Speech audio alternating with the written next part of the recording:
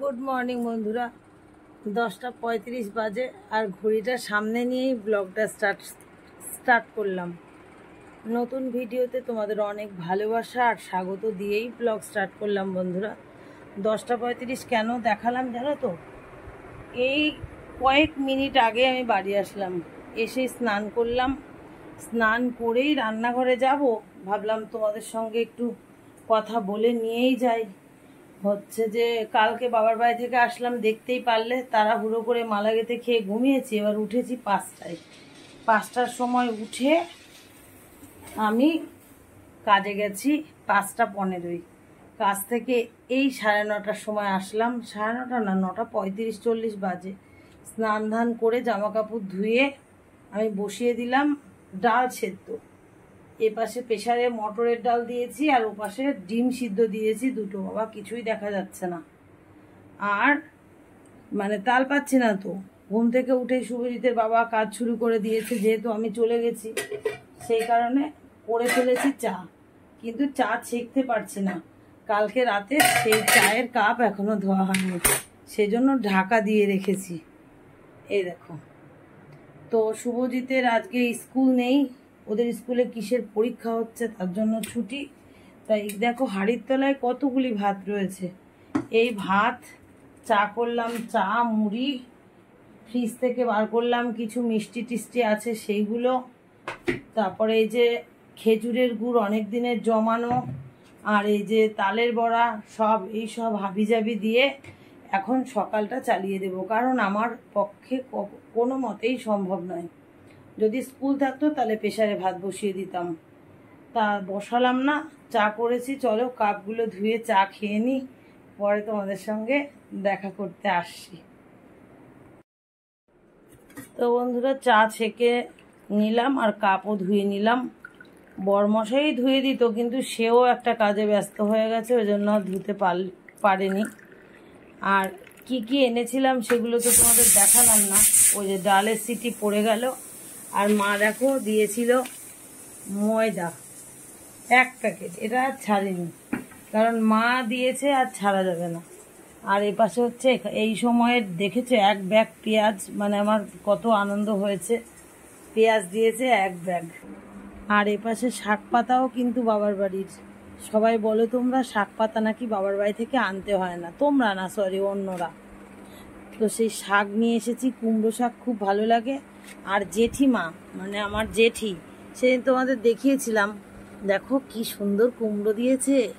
কিন্তু একটা ভুল হয়েছে কি, আমার একটা বড় ভাইকে দিয়ে আসা উচিত ছিল, ফ্ল্যাটে নিয়ে যেত, দেখতে পাইনি, মা ব্যাগে দুটোই দিয়ে দিয়েছে।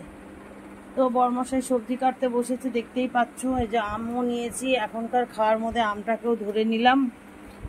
চলো চা খেয়ে নিই, পরে কথা বলছি। তো বন্ধুরা, চাটা খাওয়া হয়ে গেছে। এবার দেখো ছাতু নিয়ে বসেছি, লবণ দিয়ে দিয়েছি আর সবাইকে চিনি দিচ্ছি। এবার বরমশাই আম কাটছে, আর এবার জল দিয়ে মুড়ি দিয়ে সুন্দর করে মেখে খেয়ে নেবে। আর এই গুড়টা দেখো এখনো কি সুন্দর আছে, পিঠা খাওয়ার গুড়, এটা মিষ্টি। চলো সবাইকে ছাতু খেতে দিই। 3 জনের 3টে রয়েছে, এবার আমি একটা নিয়ে নেবো, খাওয়া হয়ে যাবে। চলো বন্ধুরা, পরে দেখা করবো।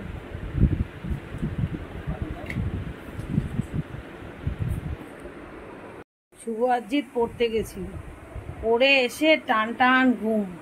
এই দুদিন একটু ক্লান্ত ছিল, মামার বাড়ি দেখেইছো। সেই ক্লান্ত অবস্থা, আমরাও তো ক্লান্ত, ওর বাবাও তো ক্লান্ত, কিন্তু তা না, বাবা মাকে একটু সহ্য করতে হয়। সেই কারণে তোমার হচ্ছে যে ওরা ঘুমোচ্ছে। এসে চা অন্যদিন ওরা করে দেয়, আজকে আর করেও দেয়নি, আমি নিজেই চা করলাম। এই দেখো, আর ওরা ঘুমোচ্ছে, এখন ডেকে খাওয়াবো। ওরাও আমি যেই পড়ে কাছ থেকে এসেছি তার মানে 5-10 মিনিট আগে পড়ে এসছে। এই ছেলেরা, এ বাবু, ওর চা খাবি? হচ্ছে এদা পায়ের কাছে রইলো, কিন্তু এ জিৎ, পায়ের কাছে চা রইলো। তো বন্ধুরা দেখো, আম দিয়ে ডাল করে ফেললাম, মটরের ডাল।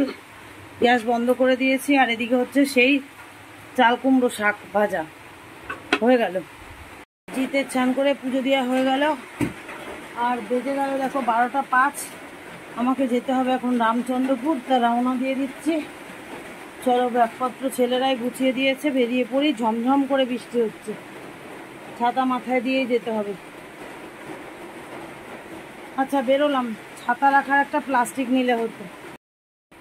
চাল কুমড়ো আর চিচিঙ্গা কাটছে বরমশাই, ওরা ভাজলে ভাজবে, ভাত করা বাকি রইল। আমি ছাতু খেয়ে বেরিয়ে পড়লাম। সেই ছাতু খেয়ে বেরিয়েছি, আর এখন বাজে প্রায় 4টে। এখন মুখ শুকিয়ে, মুখ কালো করে ঢুকছি বাড়িতে। বৃষ্টিতে ভিজে সারা গা চপচপ করেছে, শরীর একদম ভালো না। এখন ঢুকছি বন্ধুরা, শরীরের হাল একেবারে খারাপ। আর ভাসুরের ছেলে সব ধুয়েছিল, সব আবার বৃষ্টিতে ভিজে জল টপটপ করছে, আর আমি চোখ টেনে তুলতে পারছি না কষ্টে। এবার ঢুকে পড়ছি বাড়িতে। প্রচুর কাজ, কিন্তু পারবো না কিছুই করতে।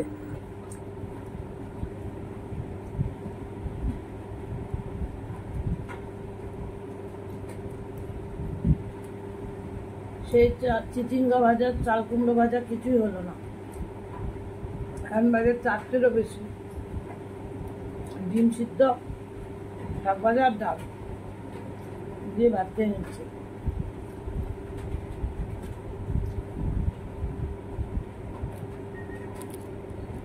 এত দেরি হবে ভাবতে পারিনি।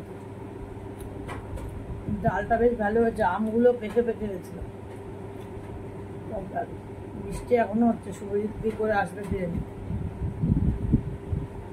আমি তো তখন যেতে গিয়ে অটোর মধ্যে বৃষ্টি ঝমঝম করতে পুরো ভিজে গেছি, মাথাটা তো এখন ভার হয়ে আছে।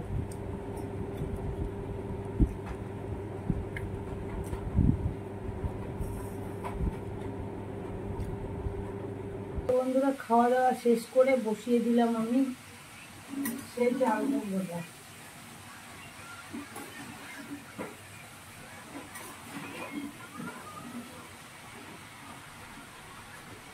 একদিকে চাল কুমড়ো বসালাম, আর একদিকেই চিচিঙ্গা কটা ভাজবো, হয়ে যাবে। লবণ মাখিয়ে রেখেছিল, পুরো নরম হয়ে আছে।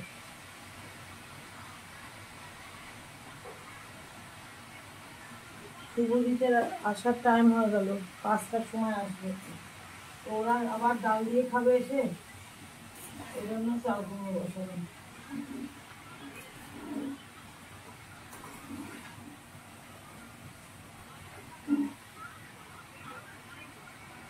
চলো, ভাজাটা আর চাল কুমড়োটা রান্না করে নিই।